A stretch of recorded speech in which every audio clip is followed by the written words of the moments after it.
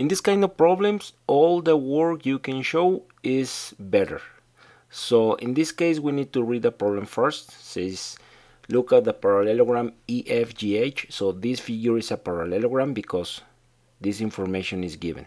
The other part is the diagonals of parallelogram EFGH intersect at the point P. What are the coordinates of point P? So first of all, we need to understand that a diagonal in a parallelogram links two opposite vertex. So this line is a diagonal, this is the other diagonal. They meet like this point. Maybe this is not a perfect figure, but we have an idea where these diagonals meet.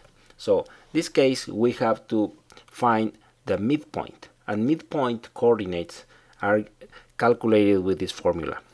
xm for x, the midpoint, the x for midpoint is x1 plus x2 and then divided by 2.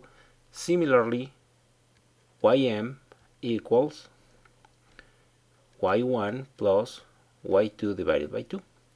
So in this case, we need to find first a pair of vertex, so this point and this point first, and we have to find the midpoint of this diagonal. So we need to label first that in this case, this is gonna be x1 and y1, this is gonna be x2 and y2. So to find xm, I'm gonna make xm equals x1, okay, x1 is -1 plus x2, which is 7, and then I divide by 2. I'm following only this formula. So now when I subtract 7 minus 1, so the answer is 6, and then divided by 2, this is 3. So my coordinate for x is 3. Now let's go for y. It's exactly the same. Ym equals, and let's take y1. y1 is the number 2. I'm taking this number 2. And y2 is this -1. So plus -1 and then divided by 2. So 2 minus 1, this number is 1 and divided by 2. So we have 1/2. So these coordinates are 3 and 1/2.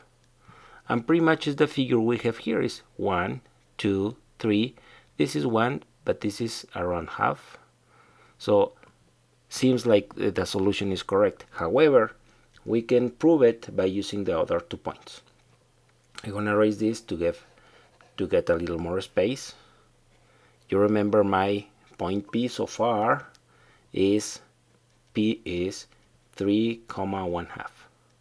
So now if I make this diagonal, the midpoint is something like here. And I'm gonna make this x1, y1, x2, y2, and I'm gonna use the same formulas. So for x, xm equals x1. So x1 is 2 plus x2, that is 4, and then divide by 2. 2 plus 4 is 6 and divide by 2, so this is 3. The same number we got for x in the previous diagonal. Now let's find y. Ym equals, so make by line, y1, okay, y1 is 4, this 4, plus y2, which is -3, -3 and then divided by 2. Again, 4 minus 3 is 1 and divided by 2 is exactly the same number we got in the previous diagonal. So this is the way to find midpoint.